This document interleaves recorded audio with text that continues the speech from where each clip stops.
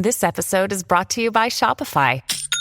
Forget the frustration of picking commerce platforms when you switch your business to Shopify, the global commerce platform that supercharges your selling wherever you sell. With Shopify, you'll harness the same intuitive features, trusted apps, and powerful analytics used by the world's leading brands. Sign up today for your $1 per month trial period at shopify.com/tech, all lowercase. That's shopify.com/tech. Don't you love it when things are both easier and more affordable? Like when the rain washes your car for you. Or like when you save up to 10% by bundling your renters and auto insurance with USAA. Bundle with USAA and start saving. Get a quote today.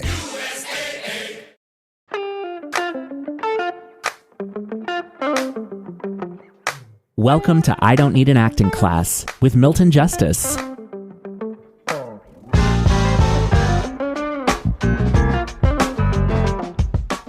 This is Jed's audition. And so you can all now audition for this if you're in England. Police officer number 1. Scene 1. Oh, and you can see up here, any age, any gender, general American. Okay. Yes. All right, that's given us a lot, man. I'm so glad. And this is the entire audition. And his entire career, his entire life, and the future of his 3-year-old son are all dependent on him getting this part. David is trying to call Aubrey, but she's not picking up. Come on. Alma is holding baby Levi tight in her arms. David is trying to speak with the police officers. Aubrey's not picking up. I'm telling you, she's in danger, okay? And Ben arrives coming through the doors. So, police officer says, I'm going to need you to calm down. So, let me get this straight. That person we saw is a robot. You need to talk to this guy. We need global robotics to share her GPS tracking information. If she's a machine, why don't you just switch her off? Oh, God. All right. Let's just go to the first one. I'm going to need you to calm down. And so then we go to, so let me get this straight. That person we saw is a robot. All right, let's think about what do we need for this? Right off the bat, I noticed a beat in between. Okay, dangerous, because I used to go through scripts, and every time the writer would write beat, I'd have everybody in the cast pound their fists on the table. This is where, by the way, another one of my pet peeves, this is where slapping the thighs came in. And if you'll remind me next week, I'll show you Halle Berry's Academy Award-winning performance. But this is where you go, I'm going to need you to calm down. So, let me get this straight. That is exactly where the slapping thighs school of acting came from. So you asked what needed. The first thing I think is I would need to make sure in between that the person is calm enough for them to hear what I have to say next. Good. That's a very clear action. Okay, so now this is really good because Douglas has he practically has a director's eye for things, but that's a playable action. To calm someone is a playable action. And the line says, I'm going to need you to calm down. The line is only going to come to life if you have an action. Now, the thing about it is I might play with the action and say, okay, what helps in action? What helps in action is an obstacle. It is now going to help me if David, who says, Aubrey's not picking up, I'm telling you she's in danger, okay? So if exactly. If I give him something. Now, this is where the talking out the whole scene comes in that we've been working on. So I'm talking to a guy named David who's a total stranger, and he's all over the place. And he's screaming. And he's screaming and saying that Audrey's not picking up and that she must be in trouble. And so then I look at him, and I know for a fact you can't get anybody to do anything if they're screaming. And I look at him and I say to him, calm down. Then he calms down, and I need to get to the bottom of this whole thing. And so I then look at the room and say, okay, so let me get this straight. The person we saw is a robot, which sounds so fucking insane. I can't believe. But you see how I'm talking it out? It sounds so fucking insane. I cannot believe it. Then David, who's now calm, says, you need to talk to this guy. We need global robotics to share her GPS tracking. And then eventually I find out what the plot is. And so then I say, okay, so now the plot is the whole reason we have this scene is that a robot has stolen a child. Okay, that gives me something. The robot has stolen the child. I know Jonathan and I are both sitting there going, I'm sorry. Could we please go to the writers' meeting where somebody says, I have this idea. A robot steals a child. And everybody goes, oh, wow.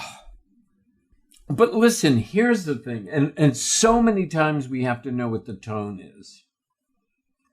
I mean, you really have to know what the tone is.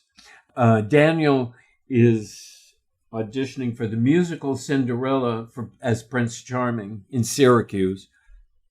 But you know you're in a musical of Cinderella. But at the same time, you know you can't play it tongue-in-cheek.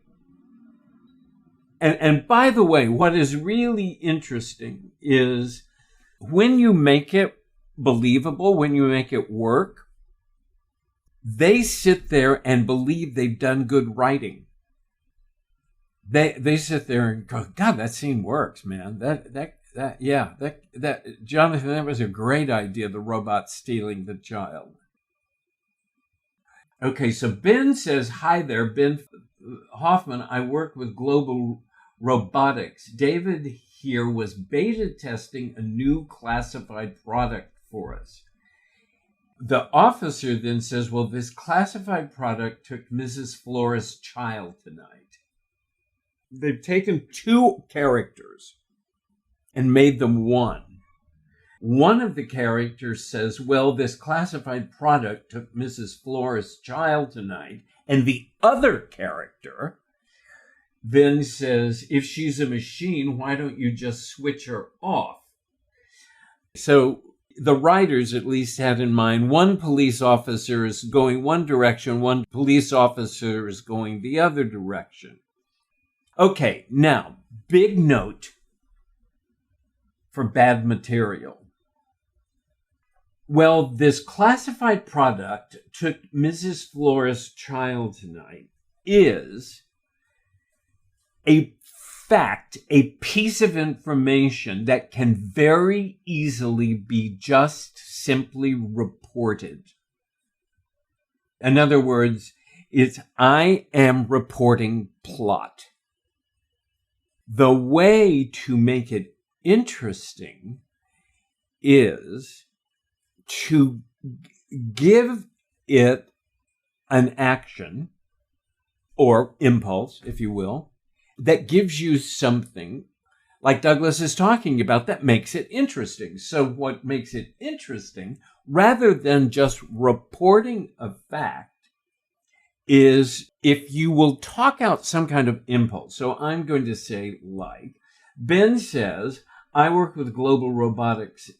David here was beta testing a new classified product for us. And so I try. Well, big news. This classified product took Mrs. Flores' child tonight. Or, this is serious. The classified product took Mrs. Flores' child tonight. Maybe then what I end up with after I do that is then I go to, all right, everybody calm down and take this fact in. This classified product took Mrs. Flores' child tonight. And out of homage to Douglas, I like that one. But you see what I mean? It's like there's nothing there. And now I begin, because I came up with that and I like it, then what I come up with is I'm in charge. I am the person in charge and I am surrounded by insanity. So now I have to put everything together and calm everyone down. And now I go back and I understand the first line. I'm going to need you to calm down. Now, let me get this straight. The person we saw is a robot? And then somebody says something about, no, we need to call Global sort of things. And Global says he was trying. Well, you stupid asshole. This classified product took Mrs. Flores' child tonight.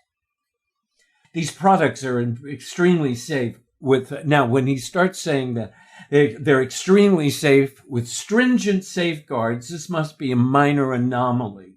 Then he starts justifying it, and this is again when I talk out. He starts justifying it, and it makes me think, God, these guys are amazing. They justify anything. They think any product is fine, and so they're going to make it all sound good. I hate these people. Oh, do you see, in talking out what he said and talking out my response to it, I begin to be in the scene. I begin to see the scene. I begin to live off the scene. Then I have another line, brilliant line. I wish I'd written this line. If she's a machine, why don't you just switch her off? Now, I have to make that work. Now, I've already made this choice that I'm in charge here. I'm in control here. I have to put all of this together, and I know everybody here is an idiot. And so, based on that fact, I say, all right, hold on a second. I'm sorry. What am I missing here? If she's a machine, can't we just turn her off? But do you see what I mean? Even the way I just said it is more interesting than it reads, because the way it reads is somebody who says, if this is a machine, can't we just turn it off? You see, I hear all of this and I know how people come in and read these lines. People think that what this is about is this is a plot scene. And I'm telling you something. They're all about plot, and this is where we have to really work at it.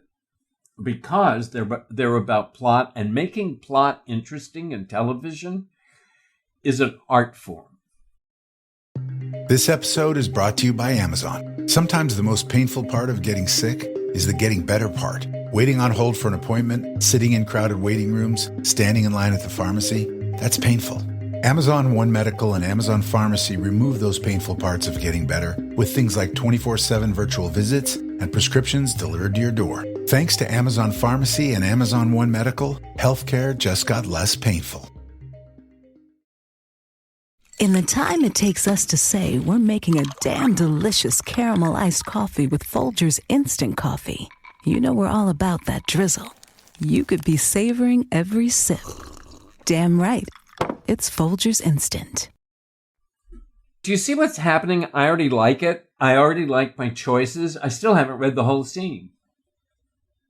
I have no idea where the scene is going. But just in going slowly, talking it out, letting the bad dialogue give me something to play helps me.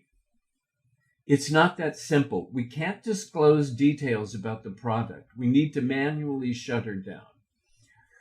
So then my next line is, all right, look, if this android, with quotes, is a risk to others, we will need your company to provide GPS tracking information. I have to tell you, I already know what every actor is going to do with this line. Every actor is going to further the plot. All right, look, if this android is a risk to others, we will need the company to provide GPS tracking information. So I need to do something with this line. So who am I? I am the guy that's in control. And all I do is I talk it out. I parenthetically say, listen, if this android is a risk to others, we will need your company to provide GPS tracking information. I mean, do you realize that's the worst line ever written in history? Nobody can say that line, but they need the plot. But for me, my impulse is, listen, you motherfucker. If this is dangerous, we need your company. Your company, now I'm on a roll. Company is now dog shit, to supply GPS tracking information. And it's really interesting. They're so afraid that Gussie Maud doesn't know that GPS is tracking. So they said GPS tracking information, just, we're always happy to help law enforcement in any way we can, but I assure you this product is not a danger to anyone. Police officer 2 is mentally slow because his line is maybe she'll run out of battery. So they've combined for the audition 2 characters. So in order to make it work, I have to do something with that line that keeps me, because I like the other character better. I decide to take a maybe she'll run out of battery as if, you do know how insane this is. I mean, maybe she'll run out of battery. Anyway, I'm playing here. It's like I need to go through it. And if I go through it again, it's exactly the same thing. I do my lines, I do their lines, I do my response to their lines. And I even find, I may or may not,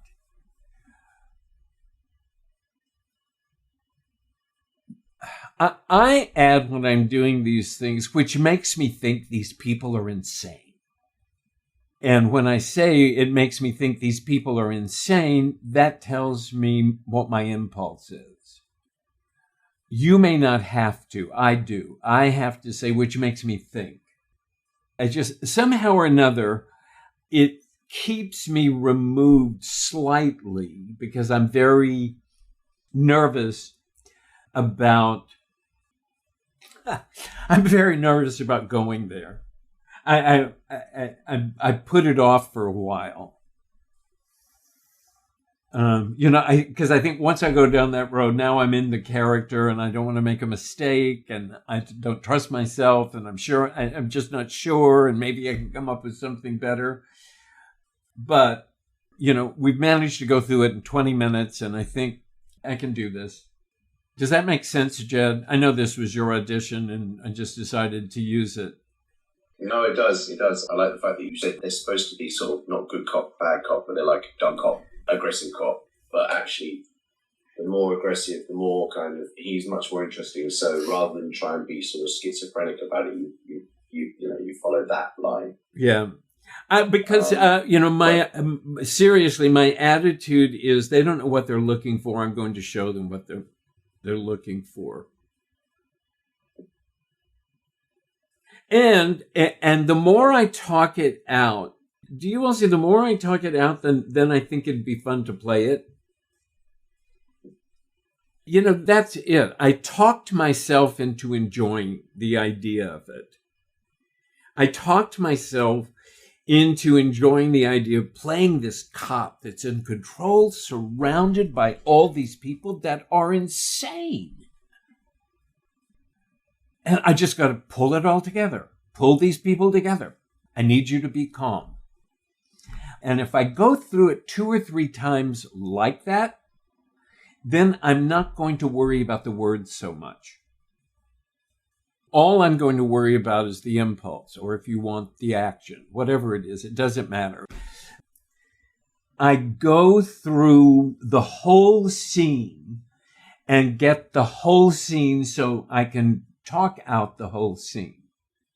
Then when I come back, all I need is that initial impulse. But I have gone through the whole scene. I'm standing in the apartment building lobby. Okay. So now I'm standing in this lobby. I never got to that, but you can see it's like I go to the plot and try to figure out how to save the plot. Now I know where I am. Okay, so I'm in this lobby and I'm looking at these people who are slightly panicked, David and things. And the first thing I say to them is, all right, I need you to calm down. And then I look at them because they've told me this information that makes absolutely no sense. And so then I say to them, all right, so let me get this straight. The person we saw is actually a robot. And then David says something about, no, you need to talk to, hold on a second. What? He says you need to talk to this guy. We need this guy. We need Global to share her GPS tracking information. And then Ben says, I'm Ben Hoffman. And then I look at this idiot and I say, okay, Ben, is it?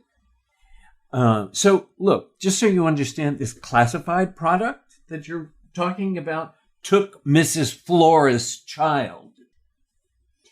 But you see how I go through it.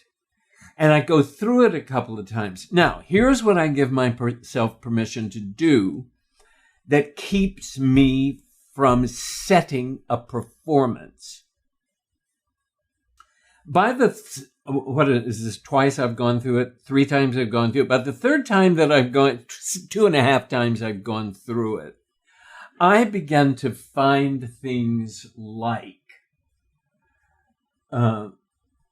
I will play the words classified product. Now, I wouldn't have gotten that the first time or the 2nd time, but the 3rd time through, when Ben says I work with Global Robotics, David here was beta testing a new classified product for us.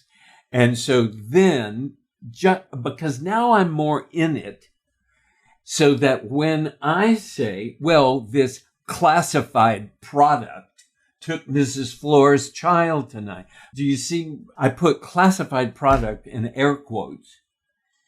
But I came to it not because I decided it in advance. I came to it because 2 or 3 times through the scene, I began to live in the circumstance of it. And I get a clear sense of who I am and what I think about these people. Then I begin to own it.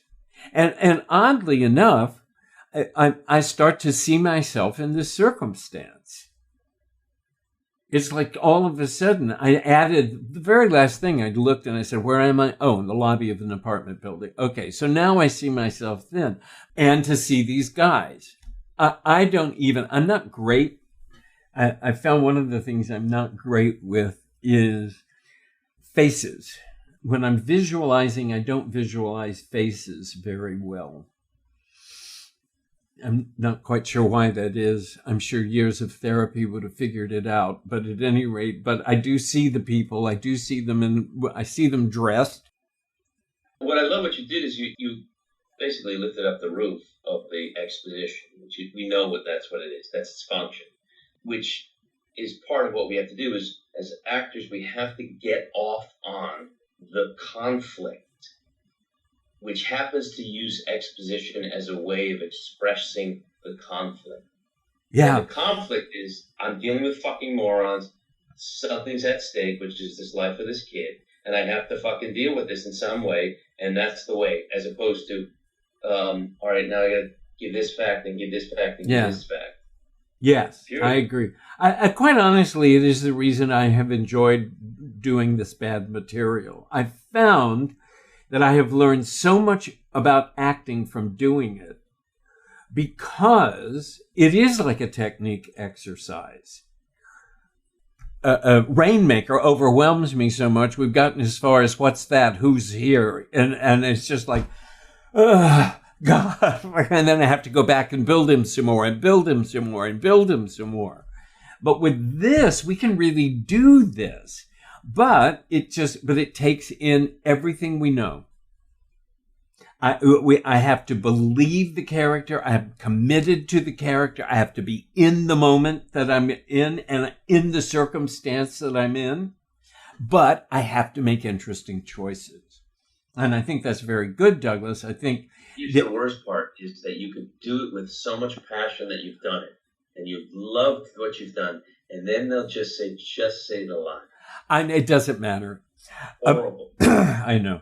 But the fact of the matter is all that work is in the lines. And then they think they're brilliant because they told you to just say the lines. And you just said the lines and you said, see, I really have a key here.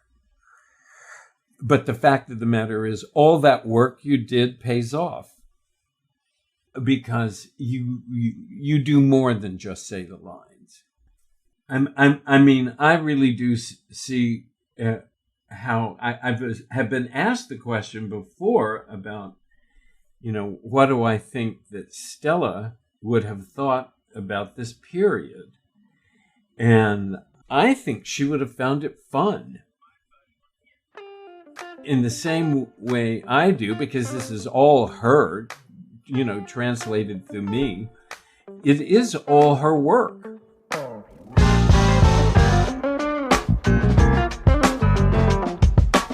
I Don't Need an Acting Class is created and hosted by Milton Justice, produced by me, Walker Vreeland, and music is by Shagoy.